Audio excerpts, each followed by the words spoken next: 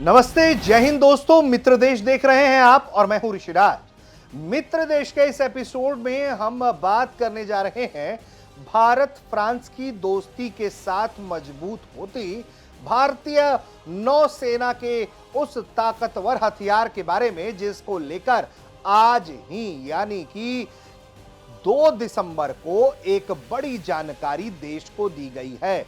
2 दिसंबर 2025 को देश के नौसेना प्रमुख एडमिरल दिनेश त्रिपाठी ने देश को जानकारी दी है कि भारतीय नौसेना के हाथ में बेहद एडवांस ताकतवर नौसेना के लायक लड़ाकू विमान किस तारीख को आने वाले हैं। आपको यह मालूम तो होगा ही कि भारत और फ्रांस ने राफेल मरीन को लेकर समझौता किया था और यह समझौता इसी वर्ष हुआ था। अप्रैल में भारत और फ्रांस के बीच इंटर गवर्नमेंटल एग्रीमेंट पर हस्ताक्षर हुआ और तकरीबन 63,000 करोड़ रुपए का यह डील हुआ, जिसमें भारत और फ्रांस ने यह तय किया कि वो 26 राफेल मरीन लड़ाकू विमान खरीदेंगे, जिसमें 22 सिंगल सीटर होगा राफेल एम मरीन और 4 twin seater Rafale B trainer जो है इस पे ट्रेनिंग की जाएगी 4 पर और 22 सिंगल सीटर होंगे। ये आईएनएस विक्रांत और आईएनएस विक्रमादित्य जैसे विमान वाहक को संचालित करने के लिए यहां से संचालित होंगे राफेल मरीन। इसको लेकर अब एक जानकारी सामने आई है। एडमिरल दिनेश त्रिपाठी ने जानकारी दी है कि ये जो राफेल मरीन को लेकर सब कुछ फाइनल हो चुका है और ये जो जानकारी है वो ये कि 2029 में राफेल मरीन भारत को मिलने लगेगा। ये ऐसी जानकारी हमारे सामने जो है वो आई है और जैसा कि हमने बताया कि ये नौसेना को ताकतवर बना देगी ये डील, इसकी जानकारी सामने आई है। क्या कुछ कहा है भारत के नौसेना प्रमुख ने, पहले आपको हम वो एक छोटा सा हिस्सा है बयान का वो सुनवाना चाहते हैं, फिर बात आगे बढ़ाएंगे और बताएंगे कि राफेल मरीन क्यों गेम चेंजर साबित होगा। We were happy to sign the contract for 26 Rafale aircraft on 25th of April. This contract includes, of course, performance-based logistics for 5 years, and we hope to get the first set of 4 in 2029. ये जो package, ये जो agreement sign हुआ था उसमें बहुत कुछ है, जैसे कि एग्रीमेंट में हथियार भी था पैकेज के तौर पर, परफॉर्मेंस बेस्ड लॉजिस्टिक सपोर्ट, रख रखाव, सिमुलेटर, सहायक उपकरण, पर्सनल ट्रेनिंग और आईएफ के मौजूदा 36 राफेल लड़ाकू विमानों के अपग्रेड्स शामिल थे। 2029 को लेकर एक समय सीमा हमें मिली है जो नौसेना प्रमुख की तरफ से ही मिली है कि ये जल्द ही भारतीय नौसेना को मिलने लगेगा आने वाले कुछ वर्षों में और ये पहले 4 राफेल मरीन लड़ाकू विमान जो है 2029 के अंत में मिल जाएंगे। इसके बाद 2030 में 5 और 2031 तक बाकी जो विमान बचेंगे नौसेना के वो इनको डिलीवर कर दिए जाएंगे, ऐसी जानकारी सामने आई है।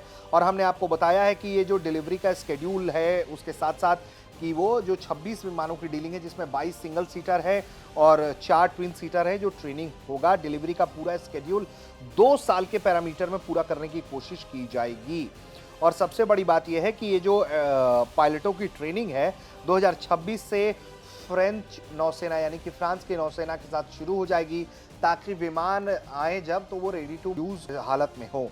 इस डील में जो खास है वो, जैसा कि हमने आपको रकम तो बता दिया और लड़ाकू विमानों की संख्या भी बता दी। इस लड़ाकू विमान की अगर राफेल एम की विशेषताएं बताएं तो ये 50.1 फीट ये लंबा है, वजन 15,000 किलो है, फ्यूल क्षमता 11,202 लीटर है, गति 2205 किलोमीटर प्रति घंटा है, रेंज 1850 किलोमीटर है कॉम्बैट रेंज और फेरी रेंज 3700 किलोमीटर है। राफेल एम क्या है? ये एक मल्टी रोल फाइटर जेट है। दक्षिण एशिया की बात करें तो भारत, चीन के अलावा किसी अन्य देश के पास एयरक्राफ्ट कैरियर नहीं है। इसके आने से चीन और पाकिस्तान समेत इंडो पैसिफिक में जो स्थितियां हैं उससे निपटना आसान होगा। डील में मेंटेनेंस और लॉजिस्टिकल सपोर्ट शामिल है, जैसा कि बताया हमने, ट्रेनिंग मेंटेनेंस की भी ट्रेनिंग शामिल है।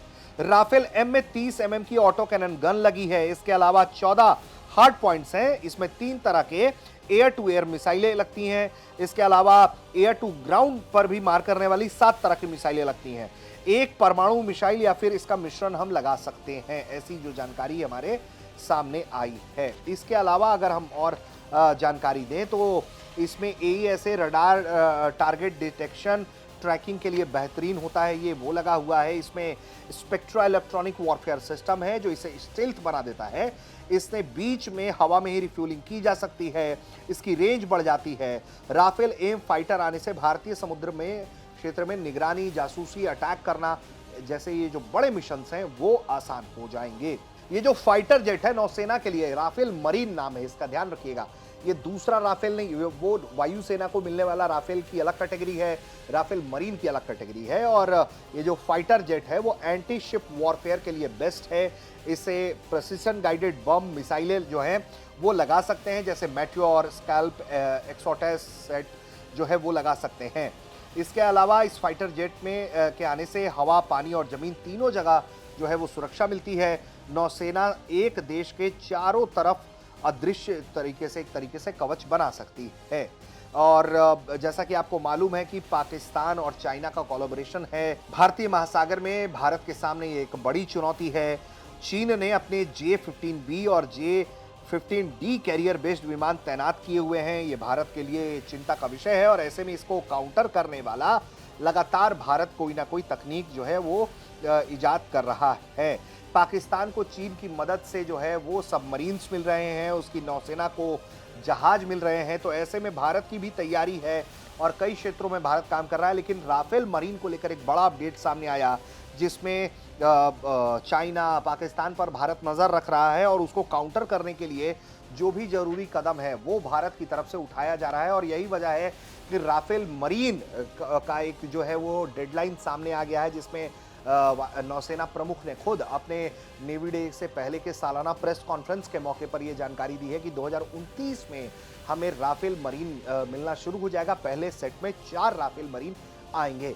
तो उम्मीद है कि भारतीय नौसेना की ताकत जिस तरह से तमाम एडवांस जहाजों, पनडुब्बियों से बढ़ रही है, तो इस तरह के जब फाइटर जेट्स आएंगे तो भी भारत की नौसेना जो है वो अपने मित्र देशों के साथ सहयोग से मजबूत होगी और इस क्षेत्र में जो चाइना जैसे देश हैं उसके तिकड़म को कम करने का काम करेंगी। आप देख रहे थे मित्र देश। कैसा लगा आपको ये एपिसोड हमें कमेंट करके बताइए और इसी के साथ हमारे चैनल को सब्सक्राइब करिए, बेल आइकन दबा दीजिए ताकि मित्र देश के सारे एपिसोड आपके फोन पर सोमवार से शुक्रवार तक पहुंचते रहें।